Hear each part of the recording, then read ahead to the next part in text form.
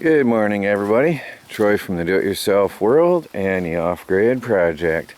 It's raining today, which is good for the garden. It's the first rain we've had, first proper rain in a long time. I want to explain to you today about the method I've used for my greenhouse and the reasons and the advantages for what I've done here. Now, I've based this on a sort of modified form of German Hugelkultur, which is hill culture. It's a planting in a hill. Now, the advantages to planting in a hill are many. With the German Hugelkultur, you have a raised bed with decomposing material underneath. Many layers. You start out with twigs and branches and rotting wood, and then you put on some compost and other vegetation and material, and you finally build up with some topsoil on the top. And the advantages to the Hugelkultur are, now in the Hugelkultur you have a rounded hill. All right, now that's why I say this is modified, and you would plant right in the sides of the hill. Now in the Hugelkultur, your bottom layer, the wood layer, which I put in here, will rot and provide nutrients for the plants as they grow. Well, in my case, obviously I'm not planting in a hill, but we'll get to my methods later on. Now, then you also have the layers of compost and all the decaying material inside. Now, that material not only provides nutrients, but it's also going to provide warmth. Decaying plant material provides warmth and gives off heat, which then extends your growing seasons, which is great. Having the plants in a raised bed format used in the hill culture also takes away the stress on your back, because you're not bending over as much to plant on the ground. Instead, you're straight up just reaching over and planting in this pile of soil on this hill. So that's much more convenient and comfortable. So there's another advantage. Oh, mosquitoes found me. Another advantage is that because this hill is planted on the ground directly, the freezing air cannot get underneath like in a conventional raised bed, which would freeze sooner. The conventional raised beds freeze sooner. If you consider a bridge overpass, you always see, when you're going over a bridge, warning, bridge freezes before the rest of the road. Reason being because the freezing air can freely flow under your bridge, and it will freeze the bridge before the rest of the road. That's another reason why I have not gone with the conventional raised bed format. I put my gardens all the way to the ground. Now I'm going to come to where I explain what I did here. One, planting in a hill, I don't have room for it. I'm in a hoop house, which will further extend my growing season by having this enclosed before the winter sets in. Once I enclose it, I'll have longer growing seasons by about 2 to 3 months, because we get frost here early in the fall and late in the summer. So now what I've done here, I've cut off the sides of the hill. It's still Hugelkultur, I just cut off the sides. And the same methods are used in building up these raised beds. Now I modified it a little bit. In the beginning I was going to come with a U shape like this, and around the back, and then across this side, and then have this wide open to walk in, and then I was thinking about a raised bed in the middle. But the amount of material needed to fill these is just enormous, and it's exhausting.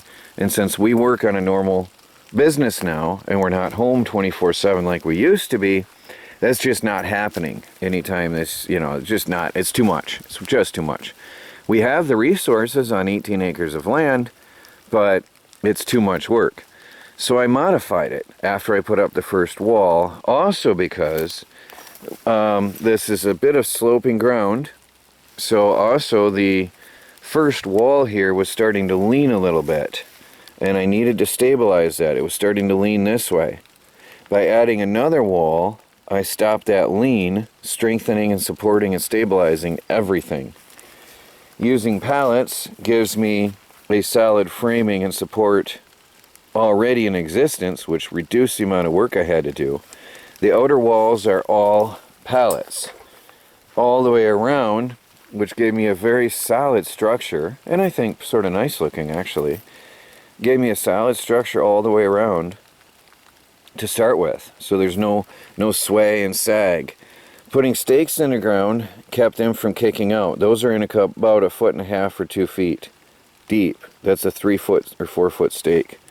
So in the middle of every pallet is a stake to prevent it from kicking out, and I believe that'll be fine. I mean, that we'll have to move a lot of earth to kick that out. And then giving me space here on the angled side to stuff in as insulating material later. If I find some styrofoam, that'll be a bonus. Now let's go back to the conventional raised beds that everybody says I should have done, with a box supported on legs up in the air. Sure, it's easier on your back, sure, it's less work to set up, but you still have that cold air flowing underneath. It's going to freeze that. You only got a small amount of space, about 1 foot deep. That's going to freeze fast. That's going to freeze earlier and faster than anything on the ground. Now what I have here is solid, massive material all the way to the ground. There's no air flowing underneath, so it's not going to freeze as fast. We have decomposing material throughout, which is going to produce heat, prolonging our growing season. Not having the air flow underneath insulates the plants, the roots of the plants, extending our growing season. Having the greenhouse covered, which it will be, extends our growing season. Also, we have a wall of heat mass all the way around the west, the north, and the east sides of the greenhouse. 3 walls of the greenhouse have a 2 foot thick heat mass, which is going to absorb the sun's rays throughout the day, absorbing warmth and heat, and radiate it back into the greenhouse all night. A lot of people know about passive heating a greenhouse. The decomposing material will passively heat the greenhouse. The radiating of that heat mass, all that soil and all that material, all that organic material, is going to radiate the heat all night long. Therefore, I then was able to create lower raised beds. I realized I don't have to go so high in the middle here, because all this heat mass and the enclosed walls will protect these plants from freezing. So I decided to go with the shorter beds in the middle. It wasn't necessary to be that high. Sure, it would be easier on the back, but again you have the issue that is a lot of work. And maybe next year, if I decide I have the energy, I can build that up all the way and not have to bend over anymore. That's always an option now with what I've started. I can extend that and have a full high wall, which will then further absorb more energy, heat energy from the sun all day long, and have a lot more mass to radiate out, further extending my growing season, because the only airspace I'll have is my walkways. So all of this in between, and you can envision there's another growing bed that will be planted, framed in sometime this summer. But you can see there's a lot less airspace and a whole lot of mass to radiate that warmth back in the night. This is going to be awesome. I won't need to have a heat source in here. So this is going to be really, really good. Now, the whole greenhouse is open. The whole side here is open to the south, fully receiving every bit of the sun's rays all day long. The sun starts here, can shine in all day long. The sun passes over and sets actually back here. all day long the sun can shine inside our raised bed greenhouse. And the sun will be beating on that back wall in the cooler days, in the cooler days, at the end of the season and beginning of the season. That's important and valuable. The sun will beat on all these walls, warming them, plus the raised beds here, warming them up. And that will, of course, radiate off into the night.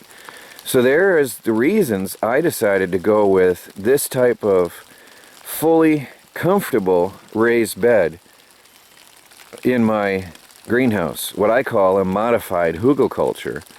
Essentially, it's Hugelkultur with the sides cut off. It's the same thing. That's the only difference. Now, this won't be possible later, stepping over, the comfort of standing here. I don't know how well you can see, I can comfortably reach. I'm not even leaning. I've got a half a foot of space, 8 inches between me and the boards here. Melanie can lean her belly up and she can reach past. She can reach and harvest anything in here with no problem at all. She already has been harvesting some of the greens and she didn't complain a bit about anything. The only problem for Melanie is when those tomatoes grow up to the top. Oops, I hit a raised bed here in my way. I can reach with no problems.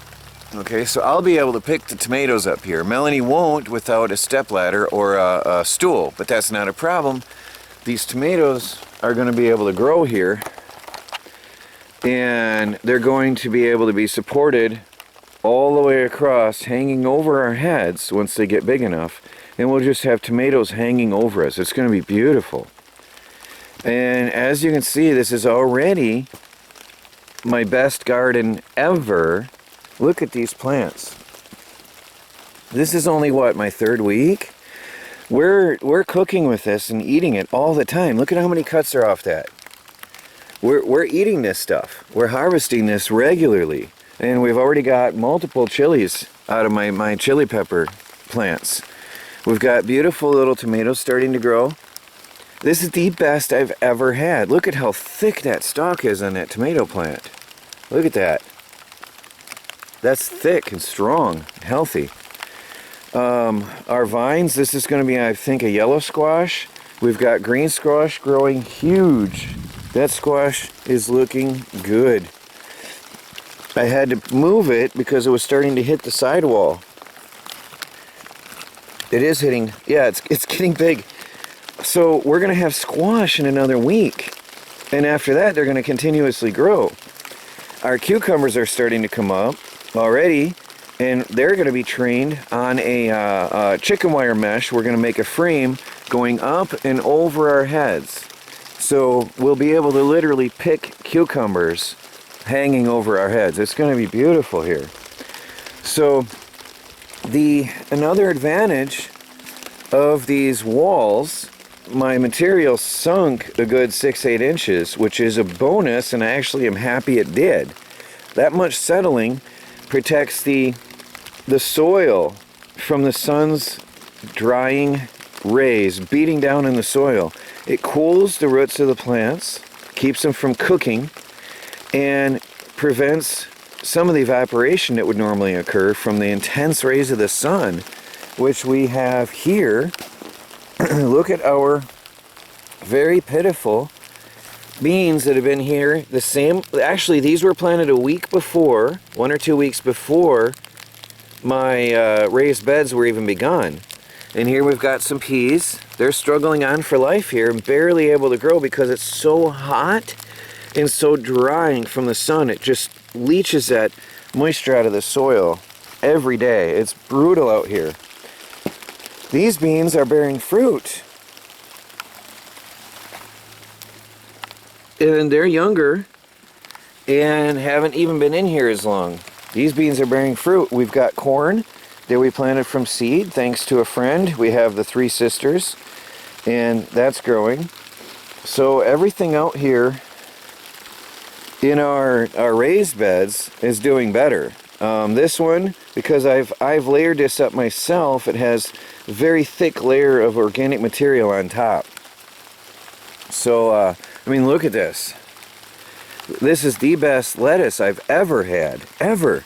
I've not been able to grow lettuce like that. It usually bolts on me, but because the sun isn't able to hit the soil, they have moisture, they have a cooler temperature, and they're just growing incredible. So that's it, guys. The reason why I did the modified Hugelkultur technique with 40-inch tall raised beds, I don't have to bend over. It's incredibly comfortable, and it's going to be so beautiful with that growing up over the sidewalls. Next year is going to be even better because I will have an earlier start, and these plants are going to be huge by this time of year. So there you go. Feel free to comment, ask questions if you like. Tell me what you think. This is Troy from the Do-It-Yourself World and the Off-Grid Project. Please like, subscribe, and share. Follow our daily videos as we strive to become fully self-sufficient. Having our own food is a big part of it. And off the grid on a budget. Hit that bell icon to get notifications. Talk to you later.